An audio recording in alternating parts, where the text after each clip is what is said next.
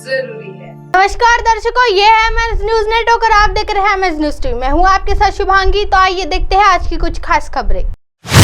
महाराष्ट्र में फिर हलचल, देवेंद्र फडणवीस और राज ठाकरे के बीच हुई लंबी बैठक। महाराष्ट्र में सियासी हलचल कम होने का नाम नहीं ले रही है। अब मुख्यमंत्री देवेंद्र फडणवीस और महाराष्ट्र नवनिर्माण सेना अध्यक्ष राज ठाकरे के बीच सोमवार को हुई मुलाकात ने फिर से एक नया मुद्दा खड़ा कर दिया है। अब सियासी गलियारों में बीजेपी और एमएनएस में गठबंधन को लेकर अफवाहें उड़ने लगी है। हालांकि इस मुलाकात को लेकर फडणवीस ने कहा है कि यह कोई राजनीतिक मुलाकात नहीं थी, बल्कि हम सिर्फ गप्पे मारने के लिए मिले थे। महाराष्ट्र में शिंदे फडणवीस सरकार को अभी 1 साल भी पूरा नहीं हुआ है। इस बीच एमएनएस प्रमुख राज ठाकरे से देवेंद्र फडणवीस से मुलाकात करने उनके घर 3 बार जा चुके हैं। सोमवार को फडणवीस रात 9 बजे अचानक राज ठाकरे से मिलने पहुंचे। करीब 1.5 घंटे दोनों नेताओं ने बीच मुलाकात हुई। कितना संभव है दोनों दलों के गठबंधन? राज ठाकरे की पार्टी अब तक मराठी और प्राणवाद के मुद्दे पर राजनीति करती रही है। ऐसे में बीजेपी के मन में यह हमेशा से हो रहा है कि अगर एमएनएस से हाथ मिलाया तो उत्तर भारतीय वोट उनसे खिसक सकता है।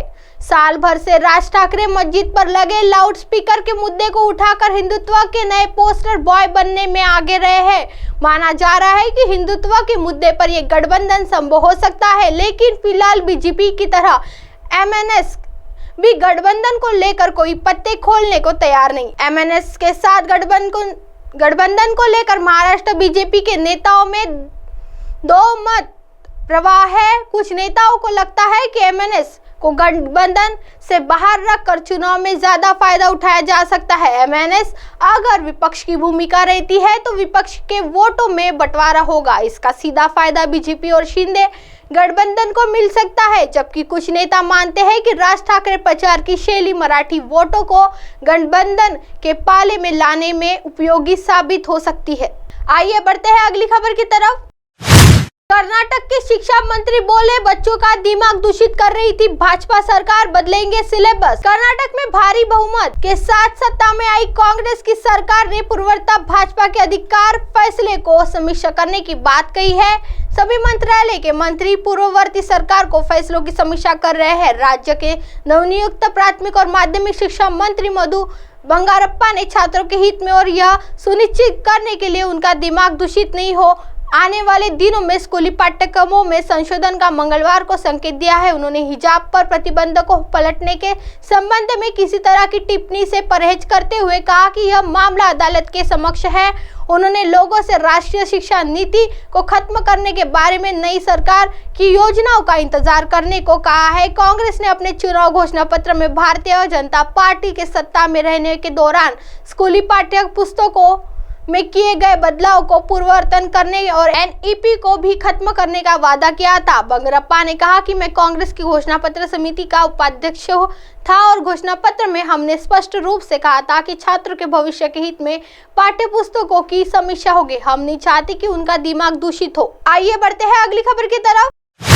अमित शाह ने मणिपुर में नागरिक संस्थाओं के नेताओं से मुलाकात की, दंगा पीड़ितों के लिए मुआवजे का ऐलान। नागरिक संस्थाओं के नेताओं से बातचीत के लिए केंद्रीय गृह मंत्री अमित शाह ने मणिपुर में इस महीने की शुरुआत में गई जातीय हिंसा से सबसे बुरी तरह से प्रभावित चुराचांदपुर का मंगलवार को दौरा किया। आईबीपी प्रमुख गृह सचिव के साथ हेलीकॉप्टर से उड़ान भरने वाले शाह चर्च के पदाधिकारियों के साथ कुकी समुदाय के बुद्धिजीवियों से भी मिल रहे हैं ताकि उनकी शिकायतों को समझा जा सके और पूर्वोत्तर राज्य में शांति लाने के तरीके खोजे जा सके। राज्य में हाल में मेहती और कुकी समुदाय के बीच संघर्ष की कई घटनाएं सामने आई है। 10 लाख रुपए का मुआवजा का ऐलान इससे पहले दिन में सरकार ने घोषणा की है कि वो मणिपुर में जातीय संघर्ष के दौरान मरने वालों को 10 लाख रुपए का मुआवजा दिया जाएगा। दंगे में मारे गए व्यक्ति के परिवार के एक सदस्य को नौकरी भी दी जाएंगी। अधिकारियों ने कहा कि मुआवजे की राशि केंद्र और राज्य सरकार बराबर